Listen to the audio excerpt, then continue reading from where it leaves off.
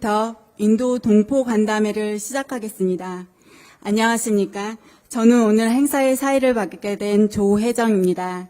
이렇게 뜻깊은 행사에 사회를 맡게 되어 매우 영광스럽습니다.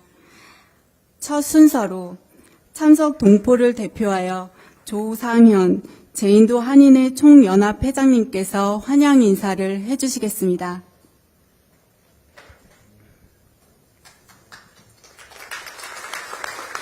대통령님, 그리고 교민 여러분 안녕하십니까? 제인도 한인회 총연합 회장 조상현입니다.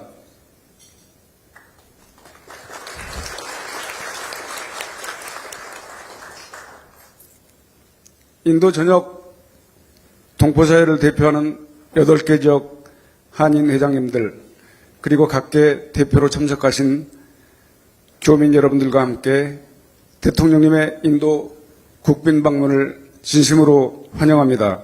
여러분, 뜨거운 박수로 우리 이재명 대통령님 네 분을 환영해 주시기 바랍니다.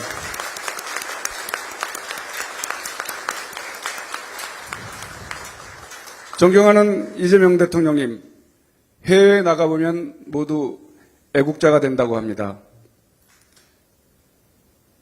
인도 한인사회를 비롯한 대다수 재국민들은 2024년 12월 3일 밤 계엄으로 촉발된 조국 대한민국의 위기 상황을 접하고 단 하루도 편히 잠든 날이 없었습니다. 그뿐만 아니라 그 분노와 부끄러움에 팔아른 재국민의 몫이었습니다.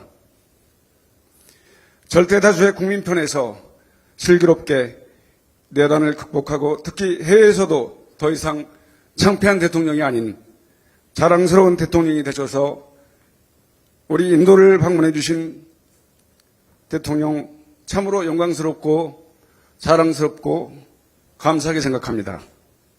존경하는 대통령님, 대통령님의 업무 스타일을 고려할 때 인도에 대해서 상당 부분 파악하고 오셨을 것으로 짐작되기 때문에 일반적인 소개나 수치 중심의 설명을 생략하고 인도 현지의 한류와 관련된 현장 분위기를 중심으로 간략하게 환영사에 보탤까 합니다. 인도는 다른 나라에 비해 늦은 감이 있지만 K-팝, K-드라마, K-푸드 등의 한류가 빠르게 확산되고 있고 젊은 층을 중심으로 한류가 소비되고 있으며 더불어 한국 문화에 대한 관심이 갈수록 높아지고 있습니다. 많은 사람들이 한류를 체험하기 위해 현지의 한국 식당을 찾고 한국 여행을 가고 싶어 합니다. 한류가 자리 잡기 쉽지 않은 완고하고 보수적인 인도의 분위기가 빠르게 변하고 있다고 볼 수 있겠습니다. 이런 흐름 속에서 진출 기업들과 업종을 망라한 중소상공인들 역시 인도 시장에서 성과를 확대해 나가고 있으며 중산층을 비롯한 소비계층에서는 한국 제품에 대한 신뢰도가 상당히 높습니다. 대통령님, 대통령께서는 취임사에서 외교의 지평을 넓히고 국제적 위상을 높여 대한민국 경제 영토를 확장해 나가겠다고 하셨습니다. 대통령님, 제인도 한인사회는 대통령님의 이번 인도 방문을 계기로 15억 인구, 글로벌 공급망의 핵심 생산 거점이 될 인도가 대한민국이 확장해 나가야 할 경제 영토의 범주로 인식되고 정부의 외교 및 경제정책 그리고 우리 기업과 동포사회의 역량이 모아짐으로써 실질적인 성과로 이어지기를 기대하고 있습니다. 사랑하는 이재명 대통령님, 대통령께서는 꽤 오래전 상대원 시장 연설에서 이재명이 하는 모든 일은 우리 서민들의 삶과 이재명의 참혹한 삶이 투영되어 있다고 하셨습니다.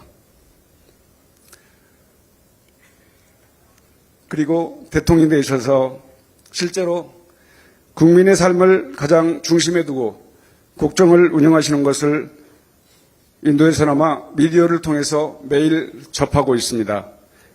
대통령님의 고단했던 전한 삶을 위로드리며 지금 하시는 모든 일에 박수를 보내며 응원합니다.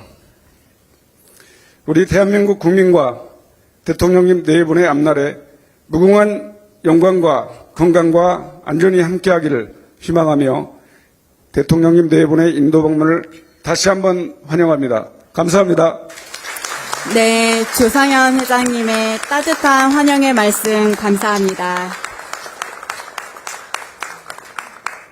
다음은 대통령님께서 동포 여러분들께 따뜻한 격려의 말씀을 전하시겠습니다. 대통령님을 무대로 모시겠습니다.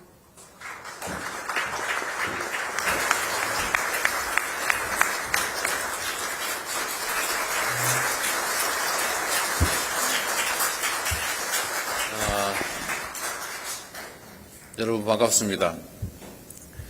인도 인구가 1억 14억 6천만 명인가 된다던데 대한민국 교민들 숫자가 12,000명밖에 안 된다고 해서 참 희한하다 이런 생각을 했습니다. 인도 전체 규모에 비하면 너무 속닥하죠? 앞으로 우리 교민회장 말씀하신 것처럼 달라질 겁니다. 또 달라지게 해야 되겠죠.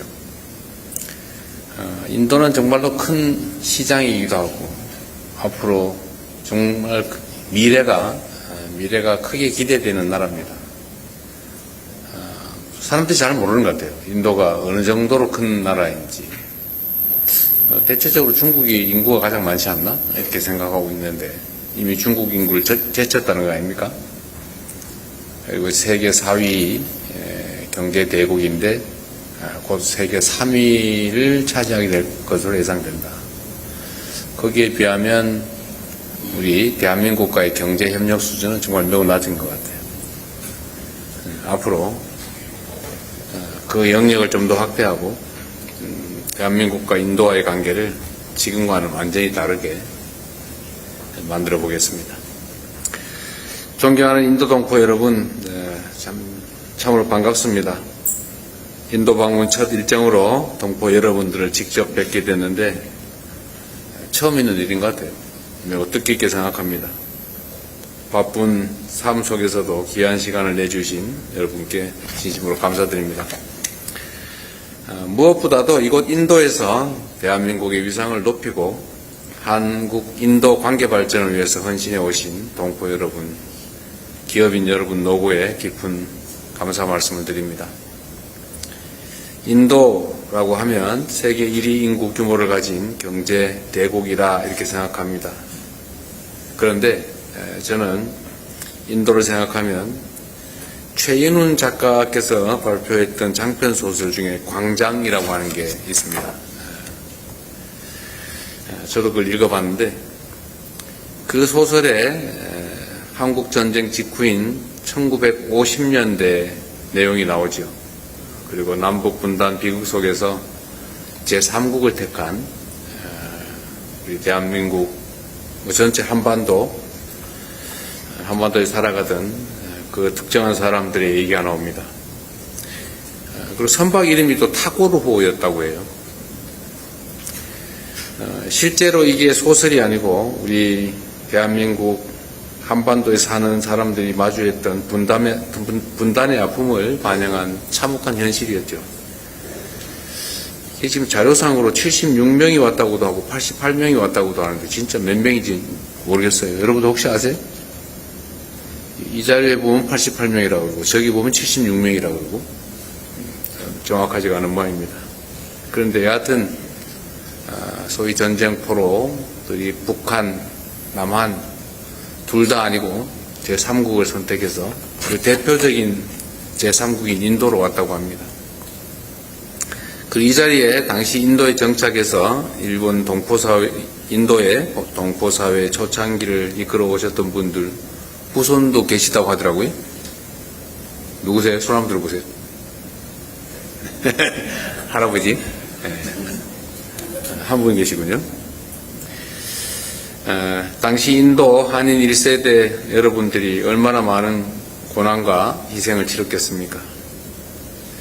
식민지 지배와 분단, 전쟁과 군사 독재를 극복하고 이제는 경제 발전과 민주화를 동시에 이뤄낸 우리 대한민국에서 다시는 그런 참혹한 일이 발생하지 않도록 최선을 다하겠습니다. 아울러 새로운 희망을 찾아 국적도 없이 혈혈단신으로 기댈 곳 하나 없는 타지로 떠나서 그러나 그 속에서 다시 역경을 딛고 일어선 인도 한인 1세대 분들의 그 열정과 헌신에 존경의 마음을 표합니다. 한국전쟁 이후 인도에 정착한 한인 1세대는 어려움을 극복하고 성공적으로 정착한 건 물론이고 또 대한민국 국적을 취득해서 한민족의 정체성을 간직하면서 인도 동포사회의 기틀을 마련하는 데 큰 역할을 했다고 들었습니다. 이후에 1990년대 인도 정부의 본격적인 경제 개방 정책에 힘입어서 우리 기업들이 진출하면서 한인사회가 빠르게 성장하고 또 오늘날 우리 회장님 같은 분들의 노력으로 탄탄한 공동체로 자리 잡았습니다. 최근에는 우리 한인회를 중심으로 어려움을 겪는 우리 동포들의 수술비를 모금해서 지원하는 등 서로를 돌보는 공동체 정신이 더욱 빛나고 있다고 들었습니다. 참으로 잘하고 계십니다. 이처럼 남북의 동포들이 함께 살아가는 인도 동포사회는 우리 한반도에서 우리가 만들어 가야 할 평화와 번영의 미래를 잘 보여준다고 생각됩니다. 한국과 인도는 1973년에 수교했습니다. 정치, 경제, 문화 등 다양한 분야에서 협력을 확대해왔고 2015년 특별 전략적 동반자 관계를 수립한 이후에 우리 양국 관계가 상당 정도 발전해오고 있습니다. 그러나 사실 말씀드렸던 것처럼 그렇게 크게 확장되지는 못했습니다.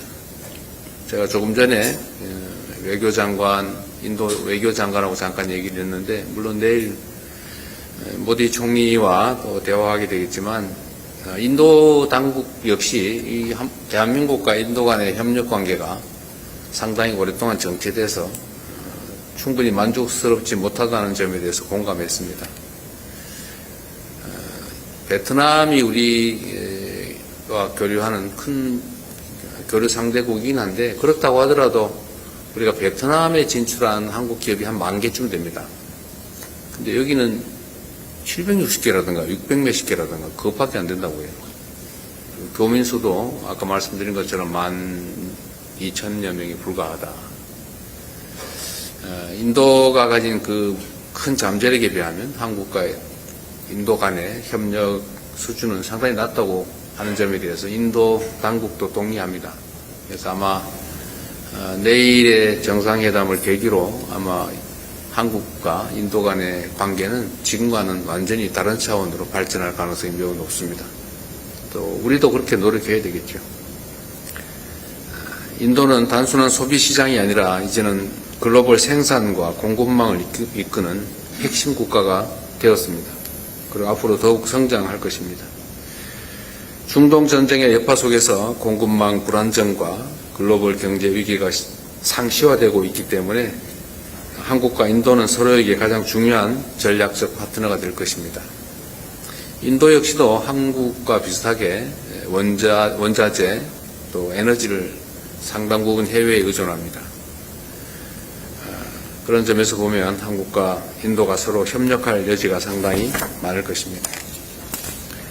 앞으로 한국과 인도가 협력해 나가는 데 있어서 우리 교민 여러분들의 경험 그리고 네트워크, 현지에 대한 깊은 이해가 큰 자산이 될 것으로 믿습니다. 여러분들의 역할을 기대합니다. 앞으로도 대한민국의 민간 외교관으로서의 양국의 관계를 함께 열어가는 큰 역할을 계속해 줄 것으로 믿습니다. 기대합니다. 정부도 이에 맞추어서 우리 기업과 동포들이 보다 안정적인 환경에서 마음껏 여러분들의 역량을 잘 펼치실 수 있도록 충분히 지원하겠습니다. 제가 해외 순방 일정마다 우리 동포 여러분들의 목소리를 있는 그대로 생생하게 듣고 또 어려움을 해결해 드리기 위해서 노력하고 있습니다. 인도 교민사회도 제가 우리 대사님한테 간접적으로 전달해서 지시 드린 바대로 어떤 문제점들이 있는지, 개선점이 필요한지 또는 제안 이런 것들을 좀 모아보라고 했는데 인도에서는 40건 정도를 모았다고 하더라고요. 40개밖에 안 될 것 같지는 않은데 앞으로 좀 더 많이 만나시고 또 얘기도 듣고 제안도 듣고 해주시기 바랍니다. 전 세계적으로는 지금 1,400건 정도가 취합이 됐는데 제가 대체적으로 교민 간담회를 하면서 자유롭게 말씀을 하시도록 해봤더니 비슷비슷해요. 대체적으로 뭐 한글 학교 얘기나 아니면 뭐 비자 문제거나 아니면 뭐 투표권 문제 뭐 이런 비슷비슷한데 오늘도 여러분들 원하시면 자유롭게 말씀하실 기회를 드리겠습니다. 제가 헤드 테이블에 여러분들하고 그냥 한담 비슷한 이야기만 나누기에는 여러분들 아까우시죠? 아마 여러분도 하고 싶은 얘기가 많을 거예요. 제가 다녀보면 대통령이 다니면서 저 타운홀 미팅 비슷하게 막 말할 기회를 많이 주고 하니까 아예 미리 연구해가지고 준비를 많이 해가지고 오는 경향이 있어요. 아마 오늘도 그런 분들이 꽤 있을 것 같습니다. 대한민국 대통령에게 대한민국 국민으로서 또는 재외 동포로서 하고 싶은 말씀이 있으시면 이따가 자유롭게 하도록 하십시오. 제가 해외를 다니면서 여러 가지 참 많은 생각들이 듭니다. 대한민국은 통상국가라고 하지 않습니까? 대외 무역, 대외 거래를 하지 않으면 살아남을 수 없는 나라입니다. 그러면 사실 외교도 매우 중요하고 또 그 속에서 현지에서 직접 다른 나라와 연결하는 교민들, 동포들의 역할이 매우 큽니다.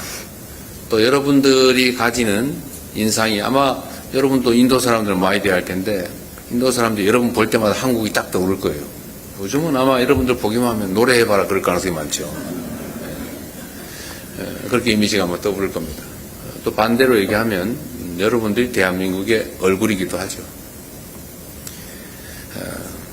저는 우리 대한민국이 가지고 있는 여러 역량들이 있는데 그중에 해외에 나가 있는 우리 재외 국민들 또 해외에 진출한 기업들 국적은 없지만 대한민국 국민의 피가 흐르는 재외 동포들의 이 자산이라고 할까? 역할이 정말로 크다고 생각해요.